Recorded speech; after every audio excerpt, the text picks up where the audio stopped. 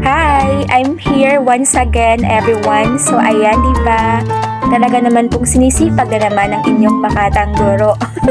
Kasi po medyo lumalabas na yung boses ko, di ba? Kumpara naman talaga ng mga nagdaang araw, wala akong boses. Paus talaga ako. Pero ngayon, okay na ng konti, di ba? So, hindi ko alam kung ikaw ba ay mapapangiti na lang habang nakikinig at nanonood sa video kung ito. Sana po magustuhan mo ito. Lahat ng mga ginagawa kong tula ay mula lahat sa aking puso at isipan. Wala po akong ibang pinagagayahan nito. Lahat po ng mga salitang inyong naririnig, mga words po na inyong nababasa ay talaga pong originally composed by yours truly.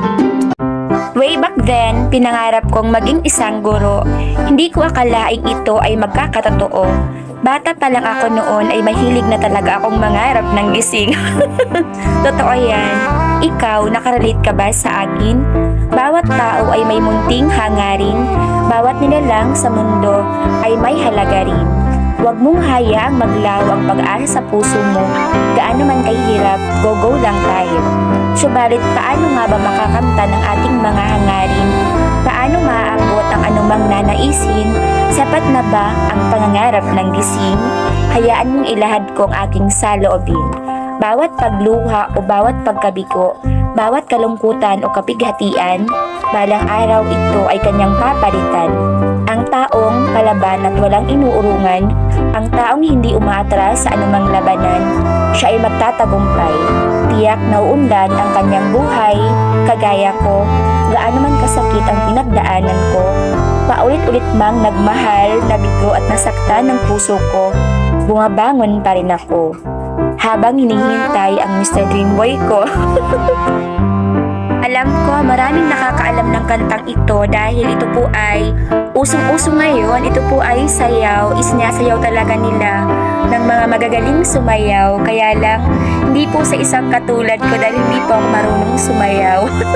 Diba? Sabi nga sa kantang ito, Mr. Dreamboy, Mr. Dreamboy, ano kayang nasa isip mo?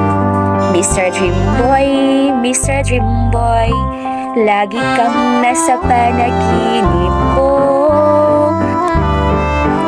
Kadalasan ay napasabi na lang tayo o napapaawit na lang po ng pangarap lang kita. Pero alam mo ba, ikaw po nasa harapan ko. Pwede mong baguhin yan, sabihin mo lang or kantahin mo lang po ang I believe I can fly, I believe I can touch the sky. Diba? Kaya natin yan. So, ano nga kaya ang moral lesson ng video kong ito? Well, let me explain. Leave the past behind without any bitterness from deep within. Embrace the present situation with a grateful heart and aim bigger for a brighter tomorrow. Every person deserves to experience and witness the beauty of life. Hold the rope properly. What does it mean? Anong lubid bang tinutukoy ko? Well, the rope stands for hope and strong faith in God.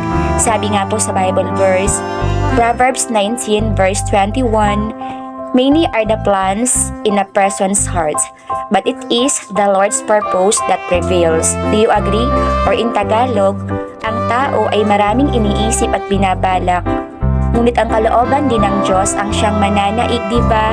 Kaya ikaw, ipagpatuloy mo lang yan.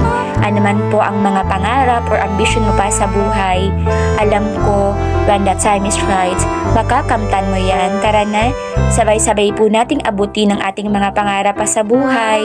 Mag-iingat ka palagi, ikaw na nasa harapan ko. Bye everyone! Ito po ang inyong proud Bicolanang guro. Or also known as Miss Chinita Chen.